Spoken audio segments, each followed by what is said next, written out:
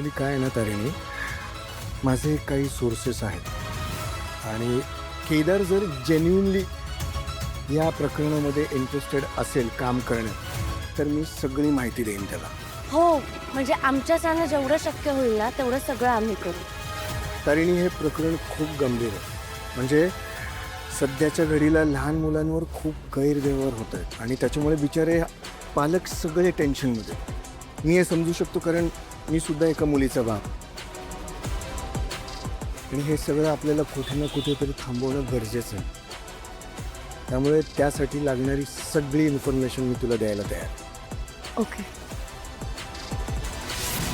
निश्चित 4 चौघात लाच.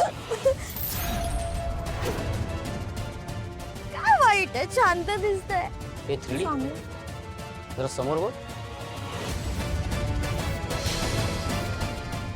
इथे समोर ते बघ, तिथे बघ.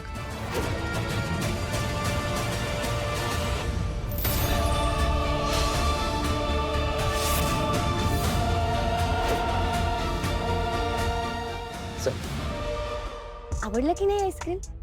अरे इरा, हे बघ कोण आलंय, तुझे छोटे मामा मामी. तुम्ही तर फिल्मला जाणार होतात ना, मग काय झालं? फिल्म बघून झाली आमची. आता माझा नवरा मला गार्डन मध्ये फिरायला घेऊन आलाय, हो ना युवी?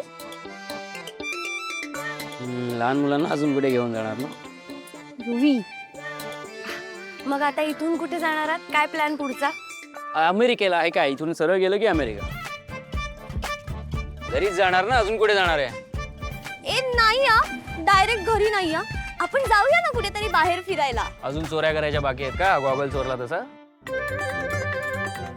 चोरला नाहीये युवी, तो चुकून राहिला माझ्याकडे आणि विसरले ना मी द्यायला म्हणून. तू ऐक ना, आपण असं कधीतरी बाहेर येतो तेव्हा आपण जरा फिरूया. बरं, नाही म्हणजे तुम्ही घरीच जाणार असाल तर आम्हाला लिफ्ट द्याल? अच्छा, तू घरी जातेस का? मग जाऊ दे, मी घरी पण नाही येत. मी जातो कुठेतरी बाहेर, जातो फिरायला इथूनच. जाऊ दे. गुड आयडिया, आपण ना शॉपिंगला जाऊया. अहो, इकडे पुढे हायवे लागला ना की तिथे एक मॉल आहे, तिथे खूप मोठा बॅनर लावलेला बघितला मी. तिथे सेल चालू आहे. मी आत्ताच येताना बॅनर बघितला.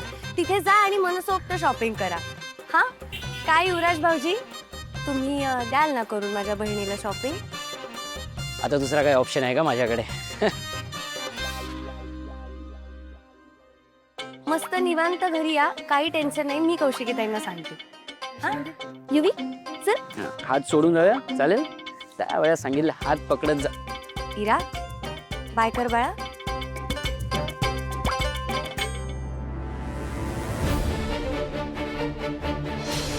हॅलो, काय कुठे बघते ही?